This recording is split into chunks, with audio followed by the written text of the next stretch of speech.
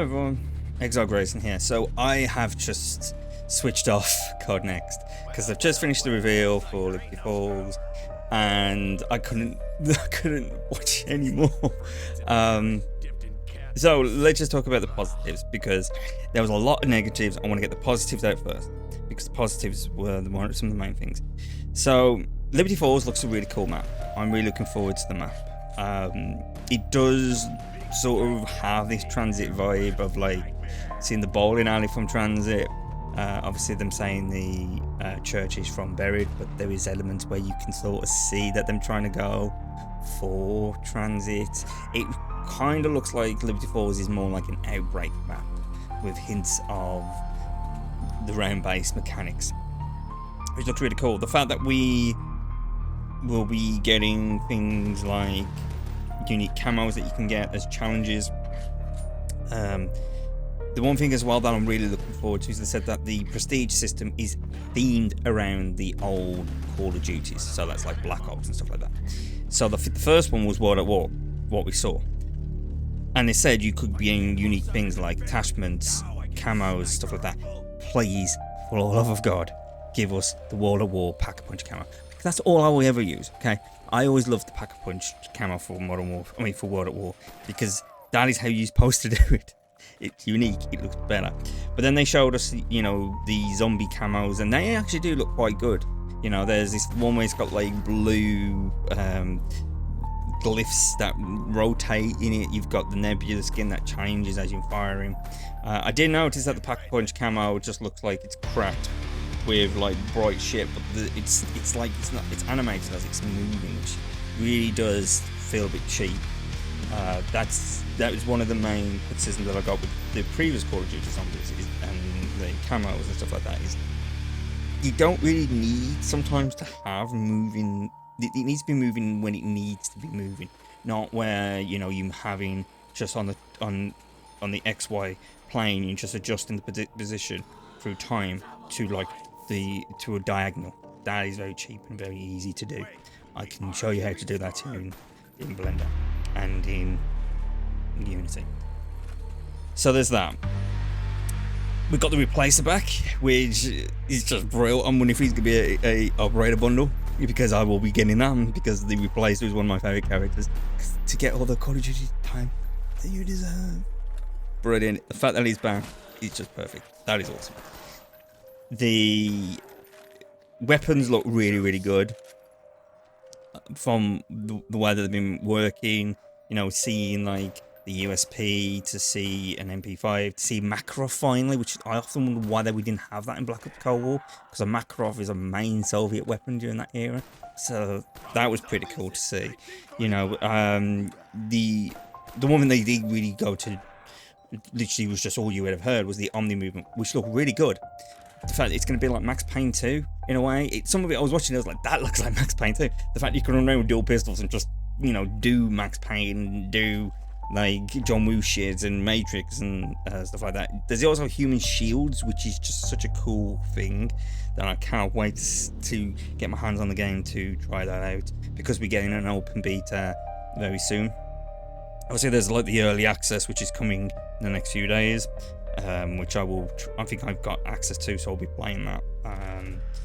So there's that. Stone is back as well. It was one of my favourite operators from Black Ops Cold War, so I'm hoping that one of the skins we do unlock is classic SIS outfit from the 1980s.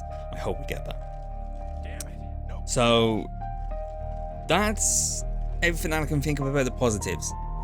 Now the negatives. There was a lot of negatives for this fucking event. Okay, the event.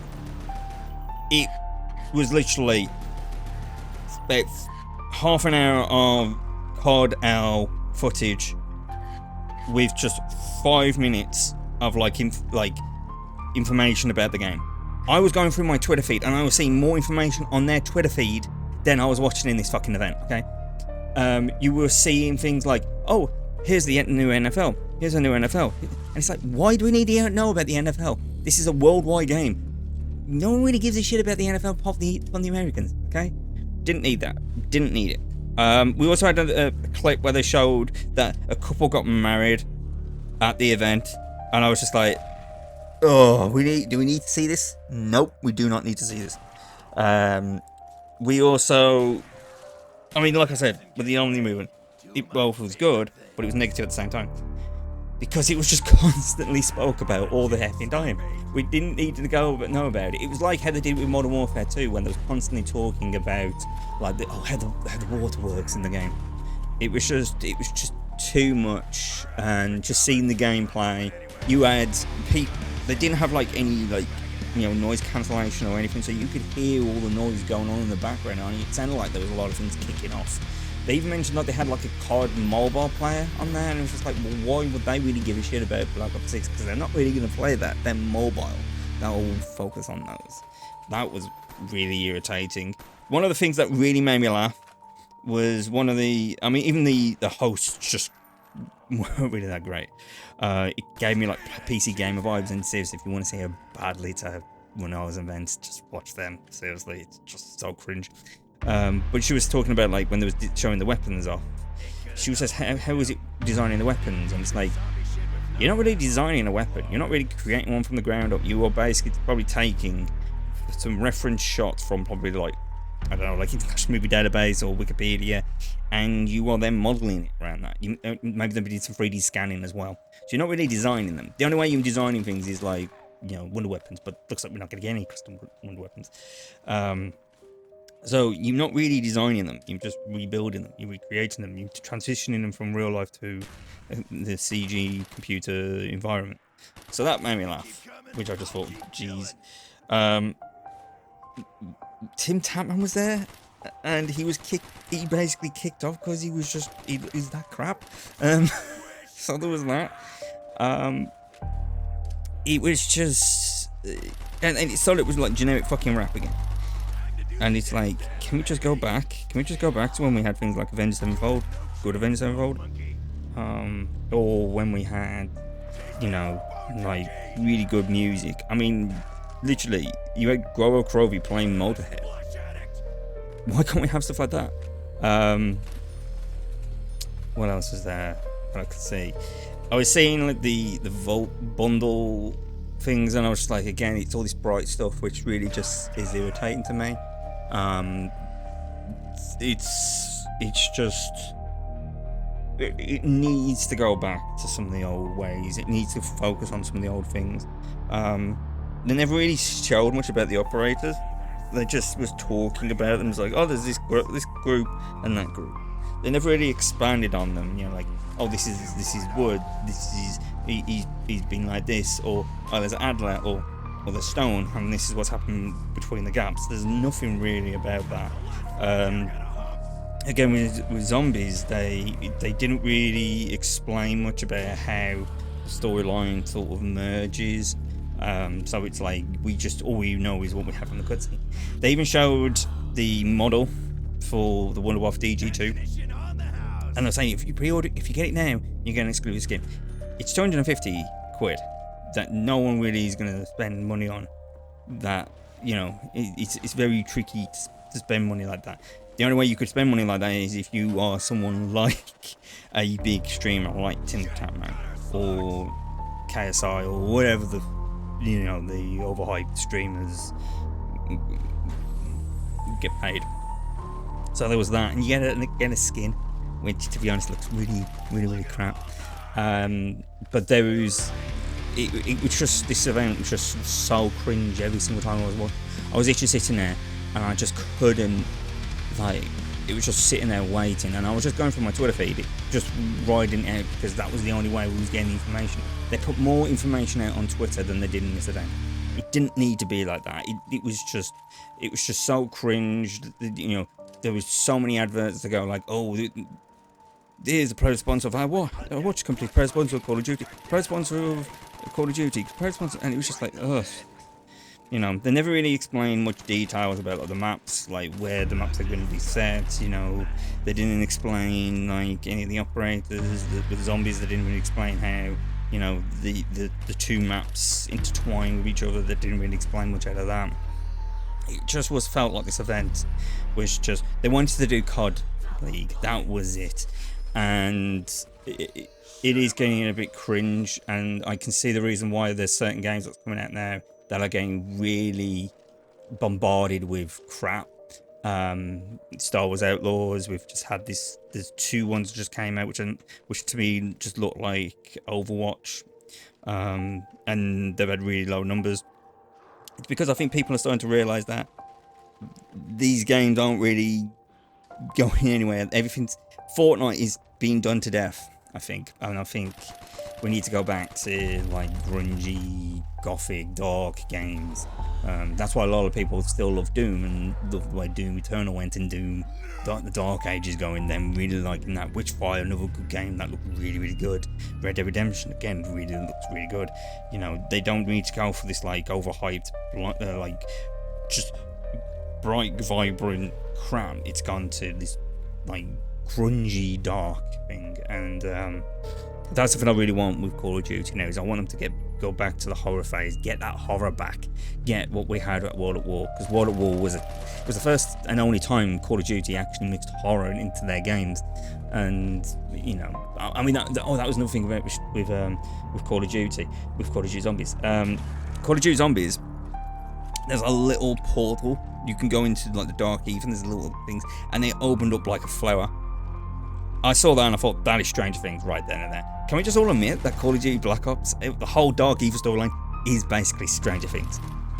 That's all it is. Because you got the Dark Eve, which is the upside down. You know, you've got someone who's from that. You know, 11, Sam. You know, you've got the Demogorgon. You've got those. You've got zombies. You know, I mean, even if you actually have a look at the Abomination, it's just like a giant version of the Demogorgon. It's just that. So yeah, I really do hope that once this storyline finishes, that they start from scratch and go and get rid of the Dark Ether, get rid of the Apophicons, and just go back to when it was that whole mystery of that conspiracy of like, what is going on? Why did this happen?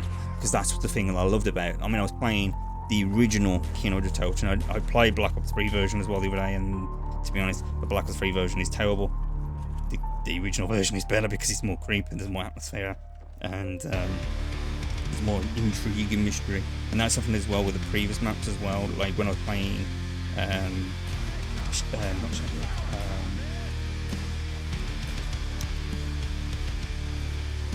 Shinonuma. There we go.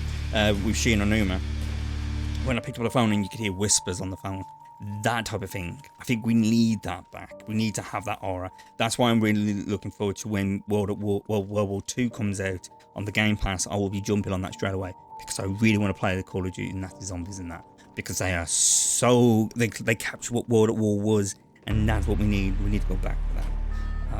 So yeah, this event was just trash. A lot of it, it was just filler. It didn't need to be done. They could have done this as like one of those like videos where it's breaking it down, where then it's like zombies, and then just showing the things and breaking it all down. So yeah, it wasn't worth the time.